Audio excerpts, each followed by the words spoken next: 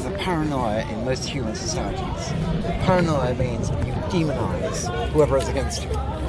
Muslims do it about Christians, Christians do it about Muslims, Nazis do it about With the Jews. greatest of respect, I mean, which Muslim demonizes Christians? Well, you've just been told that unless you take the party line... No, he never said that. You added a word. Let him finish. Okay. No, what I'm saying is that we were told that the way to paradise is to believe that God is there and Muhammad is his prophet. No, right? I think it was out of context. You see, the discussion they were having, you didn't hear all of it, so I think you misunderstood the point they were trying to make the discuss. point then. So let's leave that aside. But No. I'm going on your point only. How did you make that distinction Well, I've between already the two? told you.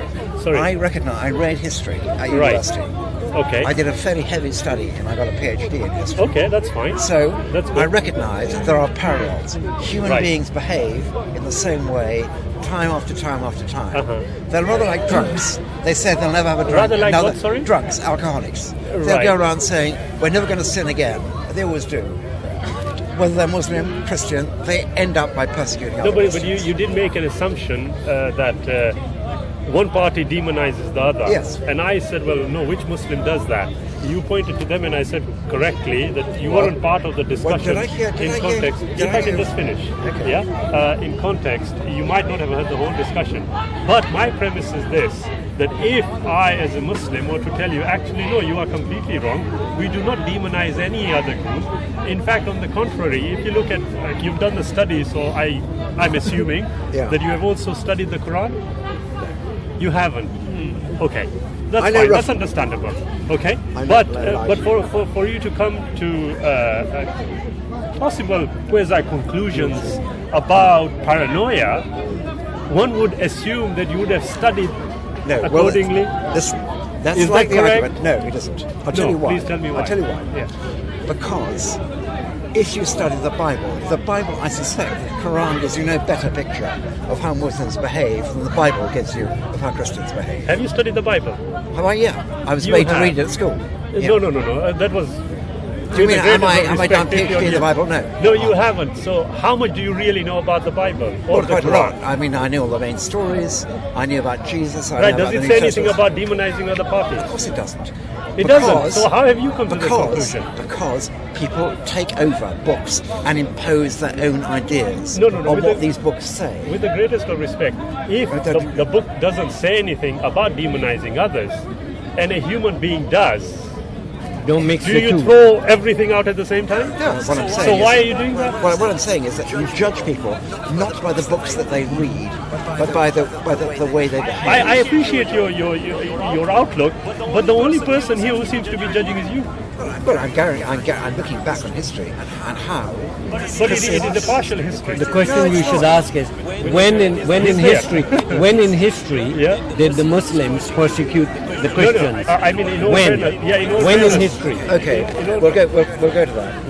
One of the reasons that one of the areas where Christians and Muslims fought, and almost certainly the Muslims had the better of the argument, when the Christians came looking for property in the Middle East on the Crusades, they said, this is a great idea, what we'll do is take over the land, Jesus hates Muslims, and we'll basically steal other people's land. Rather like the Israelis did in 1948. Now, the Christians in that case, they were using, for Christianity, they were using it as an excuse for being